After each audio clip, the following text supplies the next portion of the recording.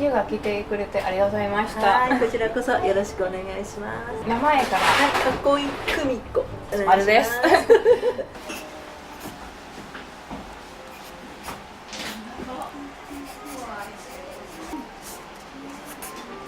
原画マン。そうですね。原画マンですね。働いたのアニメのタイトルがちょっと教えてくれますか。そうです。もう結構長いのでいろいろあるんですけれども、なんか好きなの方とか、好きなものは最近のでもいいですか。まず一番好きなのはやっぱり原作が大好きだったら銀玉ですね。銀玉か。だから銀玉の仕事もらった時はもう忙しかったんですけど、もうすぐ飛びつきました。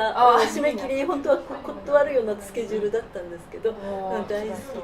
あとは好きというか、すごく有名なものではやっぱりワンピース。ワンピースはいわゆる映画ではなくて特番、テレビのスペシャル2時間、それも初めていただいた時、兄とかが「やれやれ」とかやはり姪っ子とかが大好きなので、じゃあそれもぜひ。ただワンピース動いてるとこやっぱすごい大変なんですけど、そうです。なんかあとはテレビアニメの方がなんか時々がすごいの動きがありますけど、一般的な簡単に早くできるようにかとありますけど、テレビスペシャルとかなんか劇場版ならなんか辛いそうですね。だからもう本格的な格闘シーンはやってないんですけども、ウソップとルフィがすごい喧嘩をする場面をやって結構楽しかったですね。かっこいいですね。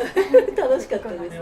喧嘩やってて、でも喧嘩やるところはなんか全部イメージ的になんか喧嘩のやり方調べるとかありますか。喧嘩というか口喧嘩だったんだけれども、やはり表情ですね。授業でも私はまずいわゆるキャラクターに命をキャラクターを動かすときに動きも大事なんですけど、表情、感情ね、感情ですから、まずやっぱりこれ怒りの感情とか悔しさとかそういったものを重視して書きますので、やはり感情表現ですね。笑いすぎないでとか、いろいろ。あと怒りの時は本当にやはり実写っていうか人間がやるよりももっと大げさに表現しないと絵だと表現しづらい。でもやりすぎるとなんかみんな笑っちゃうだからちょっとわざとらしい感じだよね。そういう感じですね。ただやっぱり書いてると感情移入してくるので、一回かなり昔なんですけど戦争ね、戦争をテーマにしたアニメーションをやった時に、ちょっと政治的な話になるんですけど、中国の女の人は子供を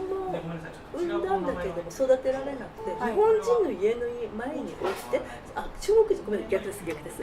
中国人に預けて、そこで自分の子供を置いて去るっていうね、そういう場面を描きました。満州とかね、あっちの方がみたいで、それの時に本当にもう泣きながら描きました。子供を置いていって見ながらガッとね、それを泣きながらね描いたりとか、やっぱり悲しい話の時は感情移入してしまいますね。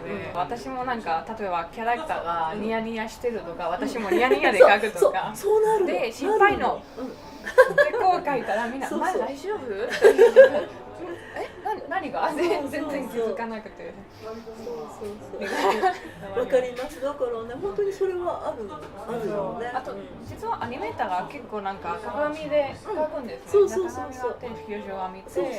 あとは手とかね、あと手の動きとか、あと例えばこうやった時にどう見えるとかね、そういったの全部やっぱ鏡。だから常に机の前には鏡を置いて、それでやってますね。便利ですね。